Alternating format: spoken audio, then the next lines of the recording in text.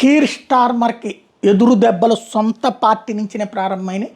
ఏదైతే ప్రస్తుతం జరుగుతున్నటువంటి విచిత్రమైనటువంటి పరిస్థితి, గ్రూమింగ్ గ్యాంగ్స్, బ్రిటన్కి సంబంధించినటువంటి అమ్మాయిల్ని పటాయించడం కోసం 4-5 అబ్బాయిల తరపున వాళ్ళకి ఆర్థిక సహకారం అందించేటటువంటి వాళ్ళ ద్వారా సాగుతున్నటువంటిది అదొక గ్రూమింగ్ గ్యాంగ్స్ అనేటటువంటిది బ్రిటన్లో ప్రతి ఒక్కళ్ళు చెప్తున్నారు. అక్కడ ఉన్నటువంటి ఇతర దేశాల నుండి ఆఫ్ఘనిస్తాన్, పాకిస్తాన్, బంగ్లాదేశ్, లేదంటే కనుక లెబనాన్, యెమెన్ ఇట్లాంటి దేశాల నుండి వచ్చినటువంటి అబ్బాయిల్ని అక్కడ ఉన్నటువంటి ప్రత్యేక మత కేంద్రాల ద్వారా శిక్షణ ఇప్పిస్తూ వాళ్ళకి మీకు ఏం చేయక్కర్లేదు, శుభ్రంగా మీ కుటుంబానికి బ్రిటన్ ప్రభుత్వం డబ్బులు ఇస్తుంది, ఇల్లు ఇస్తుంది, కాబట్టి మీరు అక్కడ హ్యాపీగా ఎంజాయ్ చేస్తారు.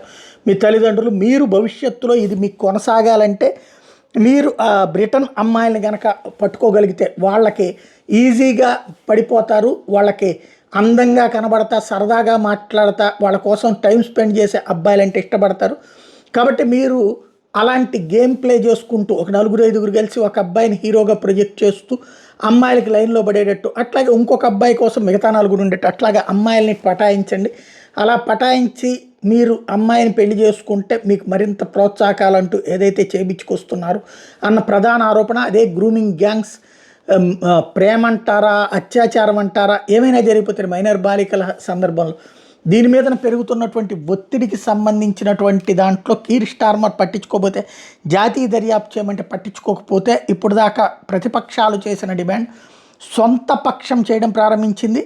రొచాలే అట్లాగే రోద్హామ్, ఈ ఇద్దరు లేబర్ పార్టీకి సంబంధించినటువంటి ఎంపీస్ కీర్ స్టార్మర్ ప్రభుత్వాన్ని జాతీయ దర్యాప్తు చెయ్యమని కోరడం అన్నటువంటిది కీలకమైంది.